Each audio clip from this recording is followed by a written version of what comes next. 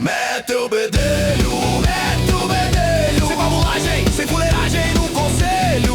Mete o bedelho, Bruno Rodrigues. Mete o bedelho.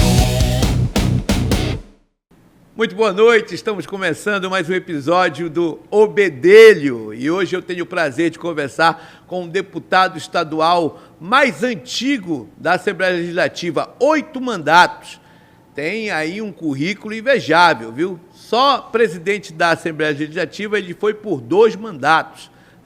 E 8, eu falei 8 mandatos de deputado estadual. Tenho o prazer de conversar agora nesse momento com o pastor e deputado Martinho Carmona.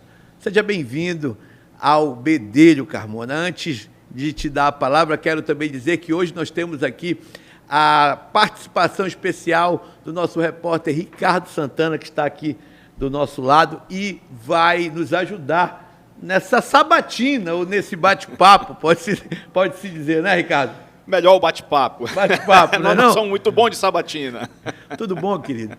Olha, um prazer enorme, dou graças a Deus, ter a oportunidade de estar aqui com você, que tem se destacado de uma forma muito intensa e com alguma contundência.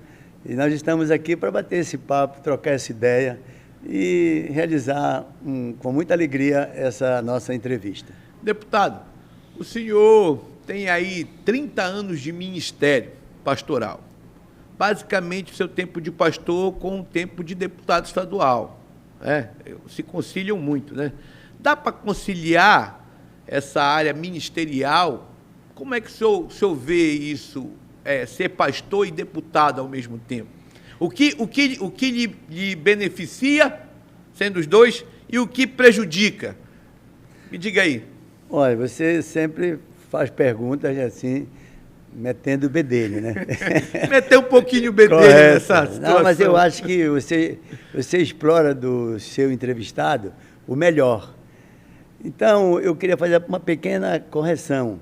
Na verdade, eu estou como evangélico há 51 anos. 50 anos? 51 anos. 51? E de ministério pastoral, eu tenho 49 anos. Todos eles na quadrangular? Todos na quadrangular. Todos na quadrangular. Eu me converti, conheci Jesus, sob a influência de um primo meu, Arnaldo Carmona, e o pastoril do pastor Josué Benson. Então, há 51 anos eu estou ao lado do pastor Josué, com muito orgulho, com muita satisfação, e tenho nele o meu líder maior aqui no estado do Pará.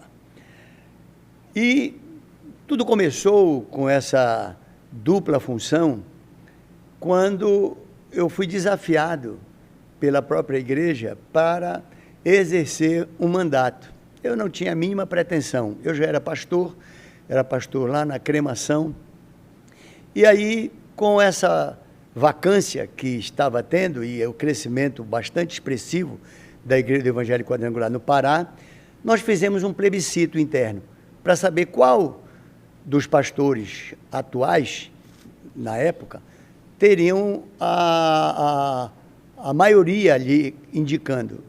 Eu era empresário, se você quiser daqui a pouco eu conto um pouco antes da minha vida empresarial, porque, Bruno, se você me permite... Não, na verdade, são 3 coisas, né?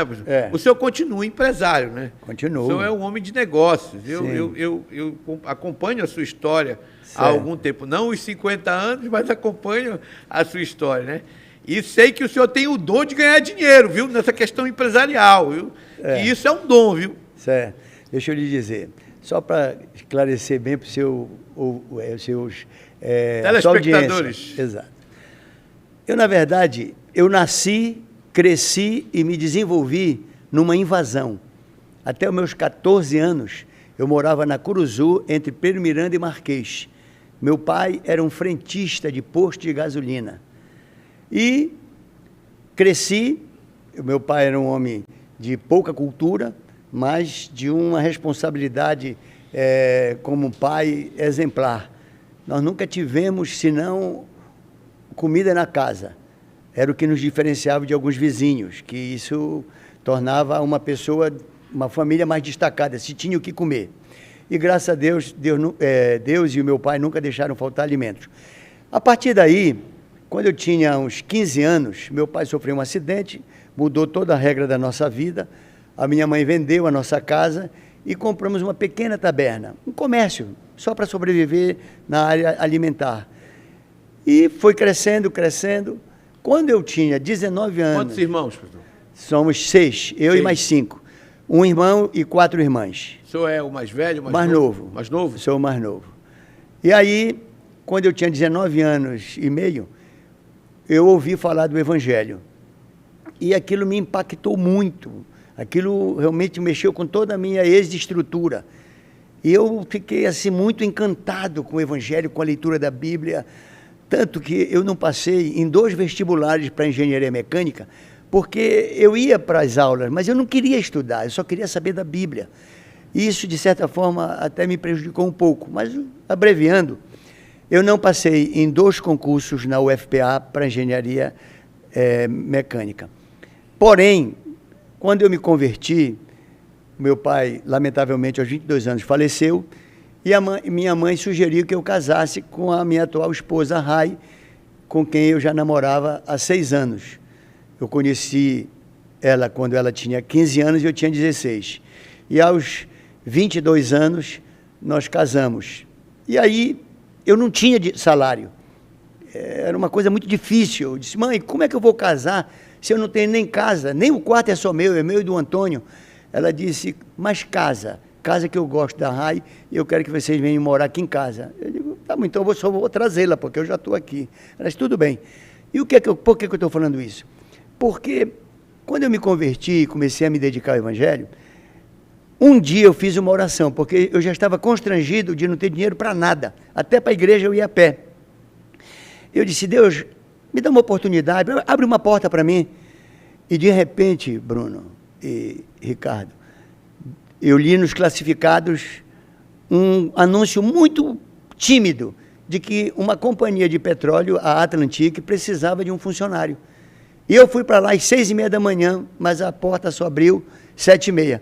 Como eu fui o primeiro a chegar, eu fui o primeiro a ser entrevistado depois de ter feito o psicoteste. O gerente que veio de Recife para entrevistar, ele ia entrevistar 28, e eu não sabia que eram 28 que iam concorrer para aquela vaga. Senão eu nem teria ido. Ora, eu Tinha não se desestimulado, né? Era, eu ia desanimar. Só pensar que tinha Desanimado. muita gente, a pessoa, é muita gente, para mim Não, não eu serve. ia pensar o seguinte, Desestimular. eu não passei em 6-1, 7-1, vou passar em 28-1, mas o que aconteceu? Na época, a concorrência do vestibular era 7-1, né? 7-1. Primeiro Imagina ano, hoje agora, né? Primeiro ano era 6-1. Mas hoje tem muito mais faculdades abertas do Faculdades que antes. abertas. Mas, conclusão, o entrevistador ia gastar 5 minutos com cada um dos entrevistados, 28. E ele gastou 5 minutos comigo, 10, 15, 20 minutos. E aí ele Isso o senhor não sabia de nada disso. não sabia de nada, que ele estava fazendo 1001 pergunta que não tinha nada a ver com a função, mas me perguntando. De repente, ele buzina uma campainha, chama o secretário e diz, traz o currículo desse rapaz aqui, Martinho Carmona. Aí ele pegou, disse, olha, eu já decidi. E aí o secretário, que o nome dele era Barbosa, questionou. Disse, mas e os outros 27? Ele disse, olha, eu já encontrei o que eu vim procurar aqui. E ele disse, como é que eu vou fazer? Ele disse, olha, quando tu estiver na minha posição, tu toma o teu critério, eu já tomei o meu. Eu vou ficar com esse rapaz, Martinho Carmona. E ele saiu para buscar meu currículo. E ele perguntou, por curiosidade, você sabe qual é o seu salário? Eu disse, não, senhor, não sei. Ele disse, olha, você vai daqui para Recife, você vai passar 3 meses em Recife sendo treinado e preparado. Você vai sair daqui com 20 salários mínimos. E você vai voltar com 40 salários mínimos. Mais carro, mais um fundo fixo, plano da Golden Cross. E ele começou a falar as vantagens. Aí eu quase desmaio. Quando ele acabou de falar, eu digo, olha, pelo amor de Deus, só não me diga que o senhor está brincando comigo. Ele disse, não, eu estou falando sério. Então, a minha vida, ela deu um salto, assim, inimaginável. Do dia para a noite. Você acredita que foi por essa oração que o senhor fez? Absoluta convicção de que foi essa oração. Eu não tinha os méritos, eu tinha muita dedicação, muita vontade de trabalhar, mas eu não tinha uma qualificação, tanto é que eu não passei no vestibular 2 vezes, e 6-1 e 7-1, e passei num de 28-1. Então, eu devo dizer que a minha vida, toda ela, da minha família, e às vezes eu até me emociono quando falo, dependo fundamentalmente do favor de Deus, da graça de Deus. Então, por isso que a minha determinação como cristão, ela é inegociável. Isso foi quanto tempo antes de virar deputado? Pelo menos Bem, pelo menos aí uns... 20 anos antes? 20 anos. Foi por aí. 20 anos antes, né? E já entrando na área política, né? O senhor criou, quando o presidente da Alepa, o Centro de Atendimento ao Cidadão. Como veio essa ideia e como esse centro impactou na vida de toda a população do Estado? Olha, eu te agradeço imensamente por essa pergunta, porque quando eu vi o orçamento da Assembleia, eu percebi que a Assembleia custava muito para o Estado e tinha uma contraprestação de serviço que deixava a desejar. Então, quando eu criei o CAC, o Centro de Atendimento ao Cidadão, foi exatamente para tentar otimizar os recursos da Assembleia, fazer com que todo aquele investimento também fosse traduzido em benefícios. Chegou ao ponto de nós atendermos todos os meses, ininterruptamente, em Belém ou fora de Belém, porque na minha gestão, o CAC, nós tínhamos 2 ônibus que levavam todos os funcionários, não só da Assembleia, mas em convênio com o Estado, alguns da saúde, da área da Polícia Civil, para a área de documentação, de vários segmentos da sociedade, nós levávamos no interior todo, nós atendíamos por mês 10 mil cidadãos, para tentar fazer com que o custo da Assembleia, que na época era 4% da receita corrente líquida, se justificasse. Então, essa foi a motivação e o propósito da criação do Centro de Atendimento ao Cidadão. Reflete até hoje, né? Esse Centro de Cidadão. E agora não, temos aí muitos lugares alternativos, mas antigamente era referência. Até as pessoas virem do interior para buscar essa ajuda emergencial de tirar documentos, toda essa questão, né? Eu fui um dos que me beneficiei com isso. Uma vez eu precisei e aí tinha que tirar o documento logo, e o único local que você tirava e saía na hora, na época, era na Assembleia Legislativa. É porque fizemos um convênio com a Prodepa e eu mandava comprar aquela foto de Polaroid, que era na hora a revelação. Então, a pessoa já saía, não só aqui em Belém, como na itinerância dos ônibus em todo o estado do Pará, ela já saía dali com a carteira de identidade na mão, não com o protocolo. Porque o link do Prodepa fazia com que a emissão da carteira fosse imediata. Imediata, né?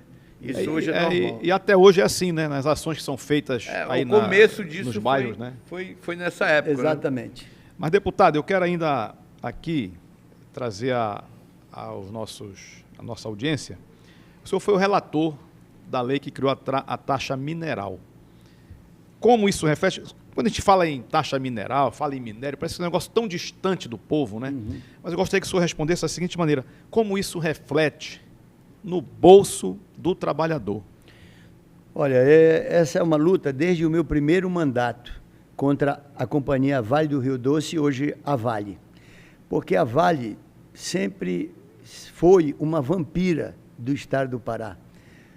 O que a Vale extrai de minérios, e de vários minérios, e de certa forma ela não só extrai, como ela impede que outras mineradoras de porte menor explorem o nosso minério, porque ela detém toda a logística de escoamento. Então a Vale, ela nunca retribuiu para o paraense o que do Pará ela retira.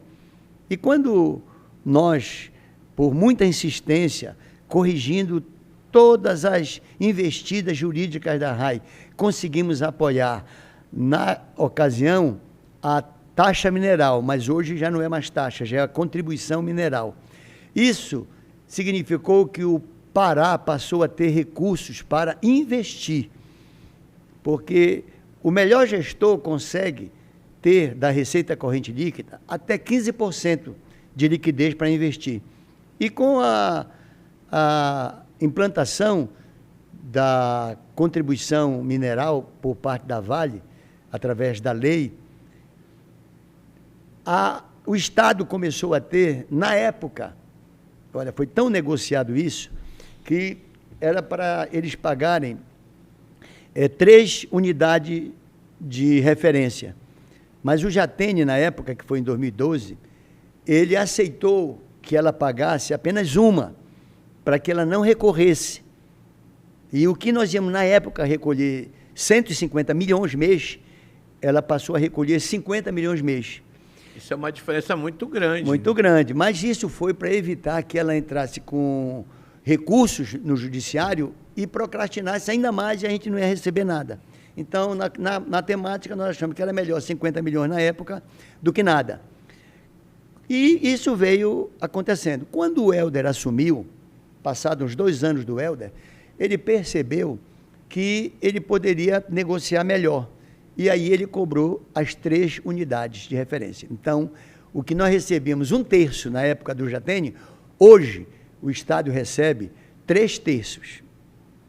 Deputado, o senhor, eu vim escutando o seu programa, o senhor tem um programa na rádio, na Liberdade FM, né? 95.9. Aliás, Bruno, eu quero já meter o meu bedelho aqui. O pastor Carmona, ele foi o primeiro a arrendar a Guajará FM, que hoje é Liberdade FM. Liberdade FM, né? Então ele é aí um comunicador ícone, nato, né, também. E responsável por essa comunicação do gospel hoje, né? Eu vim escutando, zapeando no rádio, né? Estava procurando a Jovem Pan e achei o senhor falando, discursando. E eu ouvi o senhor fazer várias críticas ao governo federal. O senhor é hoje do MDB, que vai apoiar, o MDB, está tudo certo que o MDB vai apoiar a reeleição do Lula. A sua opinião pessoal, como é que fica nessa questão do seu partido apoiar o presidente Lula? O MDB é uma agremiação política como todas as outras. Bruno, você é uma pessoa bem informada, sabe que hoje um partido, ele não tem mais ideologia. Ele tem um programa e esse programa... Mas aí perdeu identidade, então, né? Não há, nenhum partido mais tem identidade, porque você vê dentro deste partido a exigência da legislação eleitoral para que todo candidato tenha que se filiar a uma organização partidária. Então, eu sou do MDB, mas todos os componentes do MDB, a liderança maior do MDB, sabe que eu não apoio o Lula, em hipótese alguma. E como é que vai ser o seu pedir voto para o Lula? Não vai vou pedir voto? Nunca. Agora, na última eleição, o MDB, inclusive do Pará, apoiou o Lula, mas eu explicitamente, com o aval e conhecimento de todos os membros da liderança maior do MDB, sempre apoiei o Bolsonaro. Mas não é nesse aspecto que a fidelidade partidária é questionada. A questão é mais estadual. Evidentemente que, como membro do MDB e deputado estadual, eu sempre irei apoiar, no estado do Pará, a candidatura do meu partido. Mas, a nível nacional, são muitas composições. E a minha identidade... Não é meio que um estranho no ninho, não, pastor? Sou, e eu não me incomodo, eu sou lírio no vale. Então, quando você está num lugar, você respeita e é respeitado. Mas, pastor... E a convivência pode ser salutar. Não que você vá abrir... né? Exato, você não vai abrir mão das suas convicções, como o próprio governador Helder, numa reunião de definição, ele foi bem claro. Ele disse, quem está comigo e eu vou apoiar o Lula. Abro exceção para o Carmona, porque o Carmona tem uma posição definida e ele não vai mudar, porque ele não vai se suicidar eleitoralmente. Então, o meu eleitor, aqueles que eu represento por 8 mandatos na Assembleia, são de princípios cristãos, de fé. Nós somos contra o comunismo, nós somos contra todas essas agressões à família. Eu não vou de maneira nenhuma abrir mão. Isso. Não, são uma das cláusulas pétreas do meu mandato. Inegociáveis. Muito bem. Isso é bom deixar bem claro, porque depois, tipo assim, o MDB é um partido, colocar todo mundo nesse bolo, eu acho que seria talvez injusto com o que o senhor discursa, ou o senhor estaria mentindo, né? Mas o que eu lhe digo aqui, Bruno, é público no meu partido, na liderança maior, que é o governador Helder.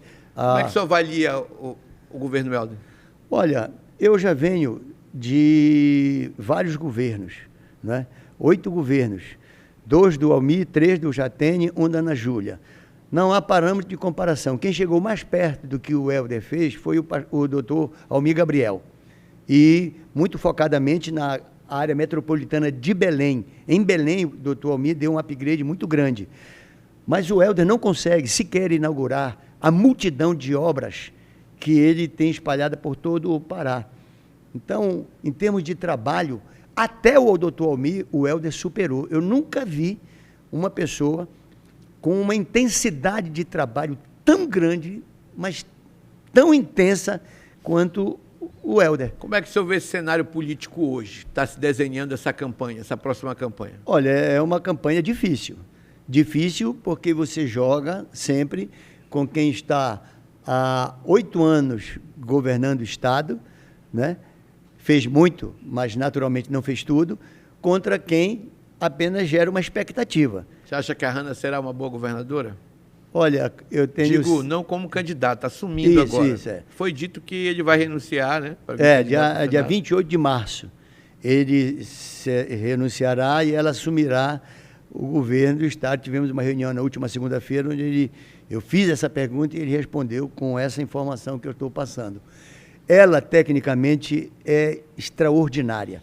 O que o Helder fez na política foi baseado no que ela conseguiu fazer na Secretaria de Planejamento. Por que a pesquisa não consegue mostrar isso? É porque... Ela não consegue absolver essa aceitação do Helder.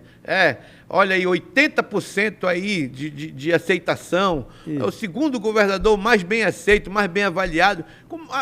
Por que ele não consegue transferir isso para a Hanna, sendo que ela faz parte dessa aceitação? Você falou muito bem, com muita propriedade. A transferência é uma coisa complicada, porque a empatia, a habilidade que o Helder tem, é um negócio complicado de suceder nos mesmos patamares. Você vê o Helder discursando na ONU, vê ele discursando no Congresso Nacional, vê ele numa entrevista em todos os nacionais meios de comunicação, ele é um arraso na comunicação, é um fenômeno o Helder.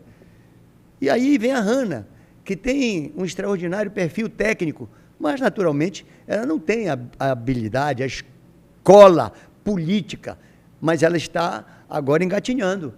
O que ela tem é uma consistência de gestão, de administração. Quando a sociedade perceber que ela, muito mais do que um carisma, uma atração pela empatia, ela é uma executiva com muita capacidade. Por exemplo, todos esses recursos que o Helder usou nessas obras todas foram todos planejados. Quando ela recentemente se afastou, o governo deu uma engasgada. Então, ela é muito competente, e ela está aprendendo a questão da manha política. E outra, ela não só é competente, como ela está muito determinada, é muito trabalhadora, que é um outro item essencial. Olha, se o Jatene fosse tão trabalhador quanto inteligente, ele tinha feito um governo da mais alta excelência. Mas não, ele não queria trabalhar. O doutor Almir era muito trabalhador, mas era uma pessoa muito arraigada a capricho, assim, muito tinhoso, difícil de relacionamento.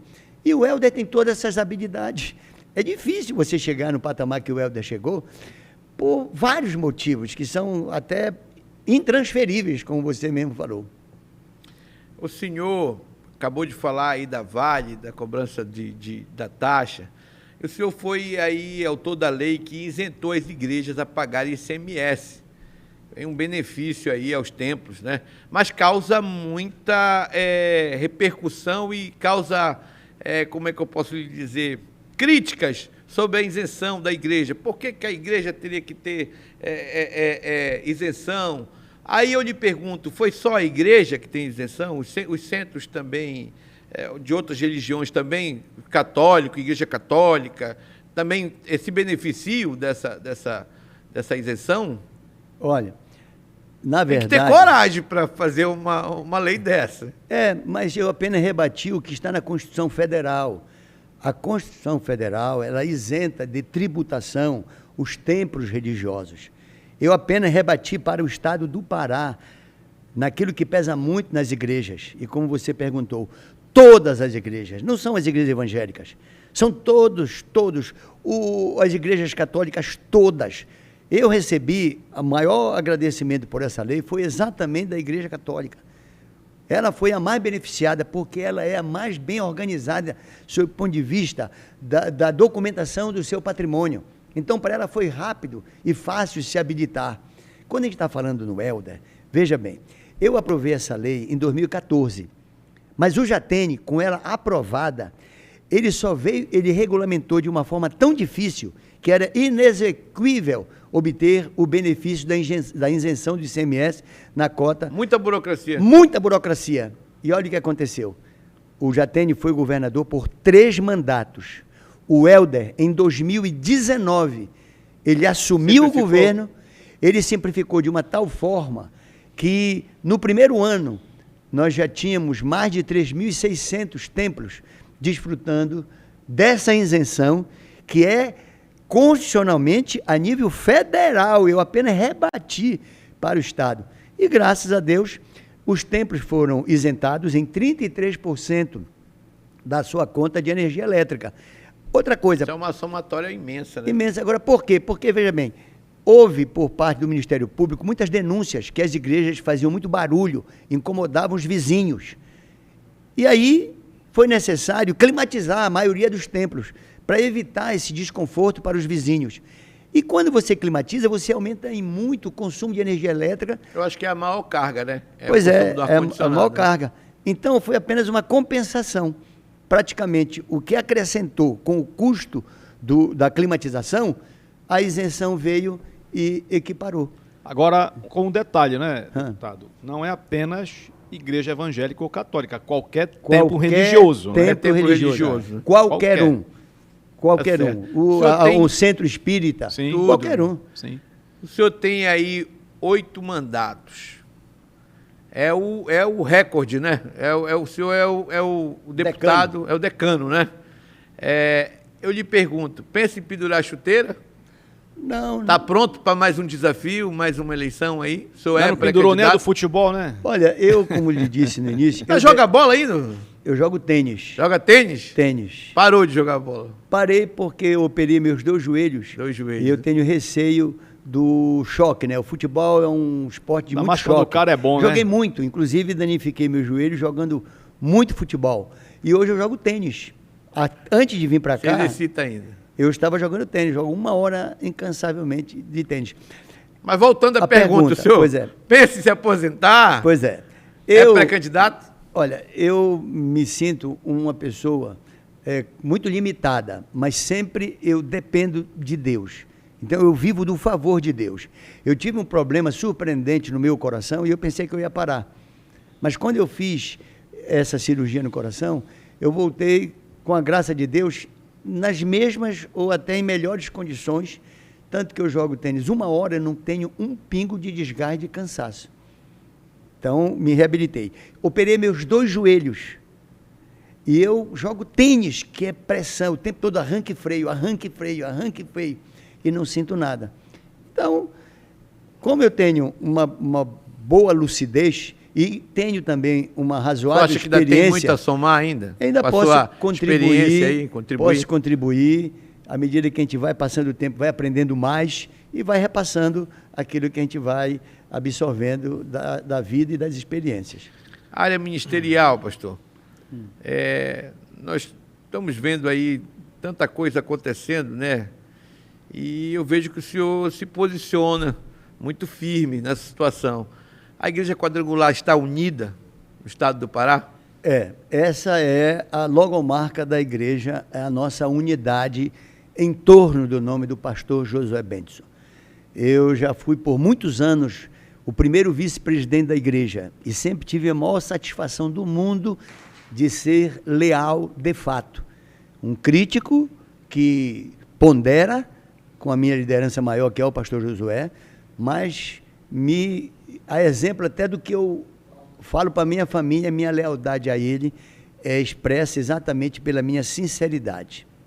Então, a nossa igreja quadrangular no Pará, ela é um bloco sem fissura, a nossa unidade. Claro, na nossa casa, eu tenho 6 anos... Família sempre tem... Pois é, eu namorei 6 anos com a Rai. Estou casado há 46 anos com ela. Tenho 4 filhos, 4 noras que são como filhas e agora vou ter o 10º neto. Nós temos divergências. Função de preá foi multiplicada, né? Ele seguiu bem o manual da célula, né? E com muita humildade. Eu não digo isso por arrogância. Por isso que eu faço questão de dizer, eu vivo do favor de Deus. Então, essa questão da nossa unidade era uma coisa muito forte, muito forte. Se você assistir uma reunião dos nossos superintendentes, que são 73, você vai ver que, não obstante a seriedade de tudo que tratamos com uma descontração, uma alegria, que nos faz ter prazer de ser pastor, de ser membro da Igreja Evangélica Quadrangular, de estar contribuindo na liderança e servindo a Deus, acima de tudo. Somos mais de 3 mil portas abertas. E estamos nessa plena unidade. Plena unidade. É a igreja mais unida e liberal. Liberal. Ninguém está ali por pressão. Você não vê a igreja do Evangelho Quadrangular independente. Não tem. Não tem por quê? Porque a pessoa tem liberdade. Ela pode crescer. O pastor Josué nunca impediu, pelo contrário. Quando uma pessoa começa a crescer, olha aí o pastor Lorival Pereira. Ele fez uma igreja maior do que a sede. E sempre teve todo o estímulo, todo o apoio de todos nós. Então, se você quer crescer, conte conosco. Mas saiu agora, né? Não é uma questão pessoal, mas a amizade continua. Mas não gerou desobediência? Você não achou que gerou desobediência ao pastor Josué? Olha, as circunstâncias... Não, as circunstâncias, eu recomendei que ele não fizesse isso. Mas nós não impomos nada. O Senhor... A amizade continua a mesma? A mesma. Da minha parte, sim. Me encontrei com ele agora no Vem Louvar Pará. Meu querido amigo, trabalhou muitos anos comigo. O Lorival, ele era o motorista que levava a Rai quando estava gestante do Júnior. Ele me auxiliou quando eu fui pastor titular na cremação por muitos anos. E sempre tivemos essa amizade. Nós conhecemos o mundo inteiro juntos. Nós visitamos todas as grandes catedrais dos Estados Unidos e fora dos Estados Unidos. Sempre tínhamos, as nossas discussões eram sempre essa, desvendar grandes catedrais, grandes ministérios, nos inspirar, aprender. Então nós temos assim uma disposição muito grande, uma avidez por aprender. Agora, pastor Carmona, nesse assunto aí, há muita coisa de internet também, né? Muita conversa de internet, porque na realidade o que acontece é que o senhor está colocando aqui agora, né? Sim, o Lorival é um irmão nosso, pastor de um ministério extraordinário, admirável, um pregador. Você acha que ele tem razão de ter saído? Ou ele tem suas razões? Não, na minha ótica, como eu aconselhei, não foi no tempo. Se ele tivesse que fazer isso, teria que ser em um outro tempo. Mas eu e o pastor Josué fizemos essa solicitação. Mas ele resolveu tomar... O senhor respeita? Respeito, claro, respeito. Pastor, as leis de Outubro Rosa, Novembro Azul mudaram a política aí, né, de prevenção no Estado. O senhor precisa aí, o que o senhor avalia essas leis? Olha, ela sinaliza para um alerta, né, para a mulher fazer um exame preventivo. Ela diz, olha, te acorda para te não correr atrás do prejuízo. Então, essas leis que a gente apresentou e hoje os projetos que se transformaram em lei, são nesse sentido, de fazer os alertas, porque a prevenção sempre é mais barata do que a correção. Então, se você pode se prevenir ou então cortar o mal no nascedouro, você vai se poupar de um sofrimento e até de uma letalidade. Então, por isso que eu creio que essas duas leis, né, tanto do Outubro Rosa como do Novembro Azul. O senhor também é autor de uma lei que beneficia, em especial, os adventistas, né?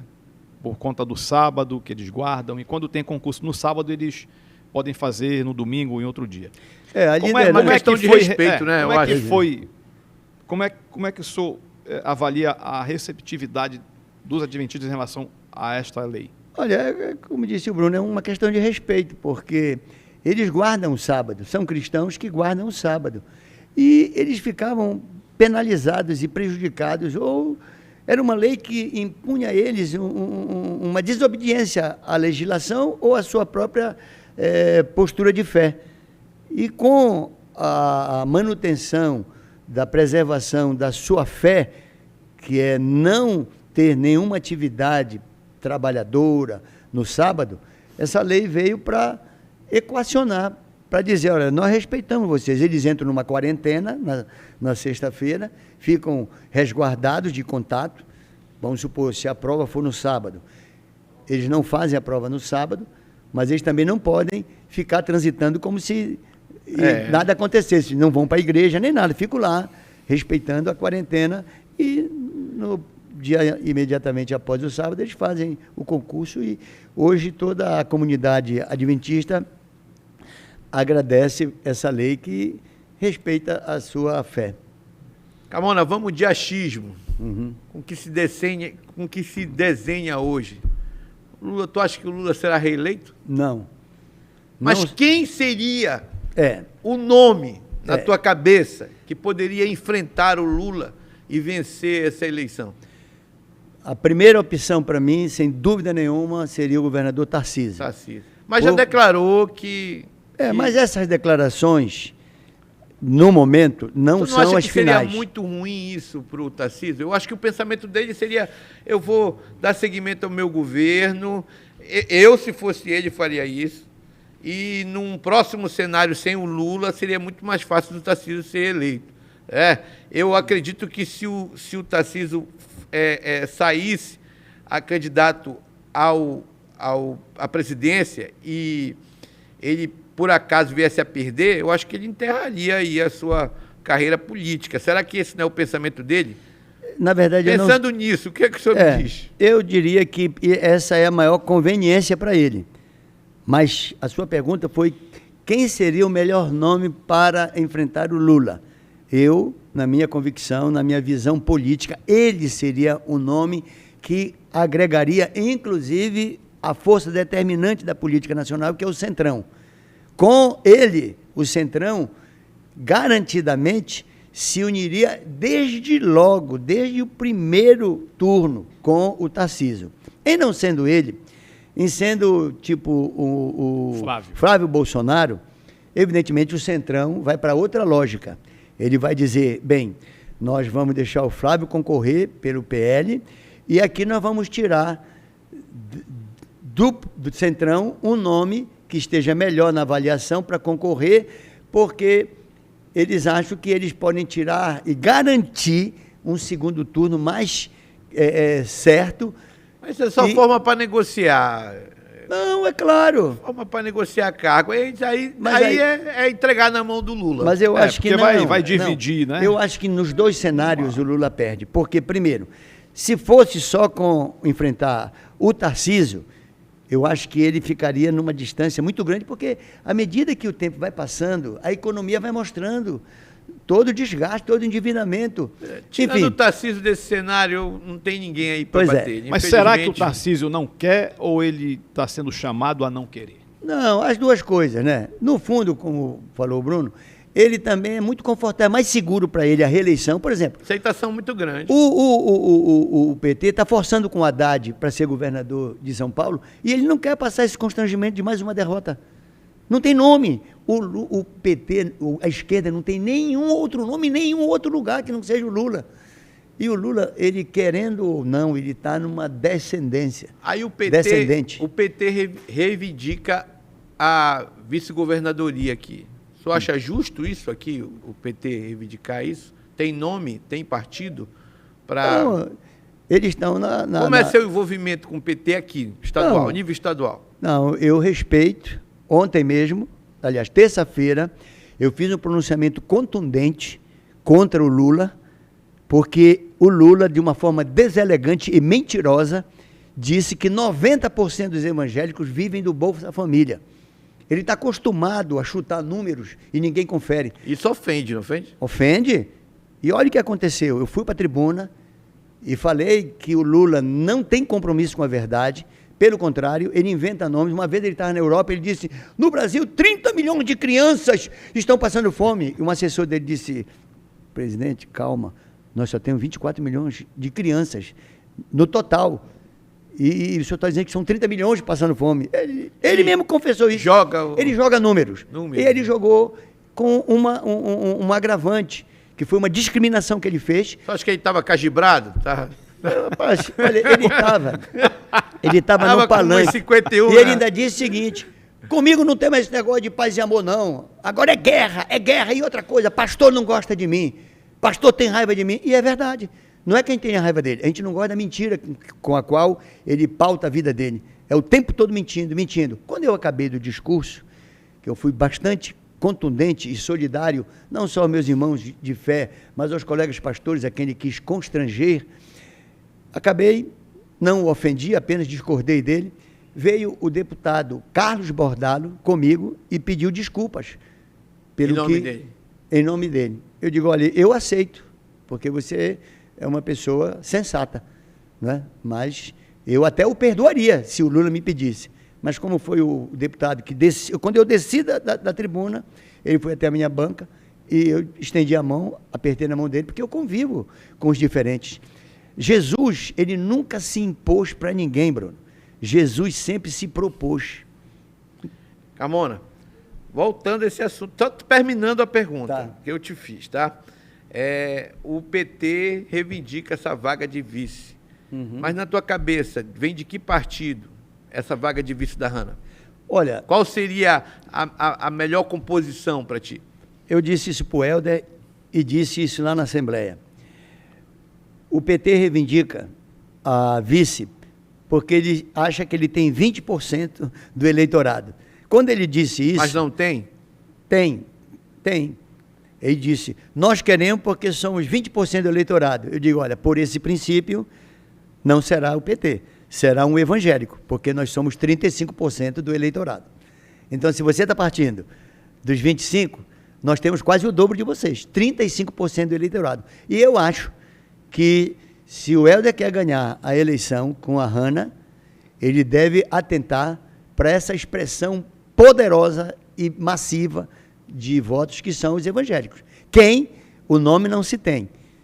Mas, se não for de uma vertente com esses princípios familiares, princípios de família, de fé, pode ter certeza que vai ser muito difícil, porque a disputa está acirrada. Eu conversei, tá bom o papo, né? Tá bom. Conversei aqui com o pastor e deputado Martinho Carmona. Tem muito assunto mais pela frente, mas o nosso tempo acabou. O senhor quer fazer a consideração final aí? Eu quero agradecer ao Ricardo por nos acompanhar e participar esse bate-papo, eu acho, né? Bate-papo. Me ajudar a meter o bedelho na vida do Carmona aqui.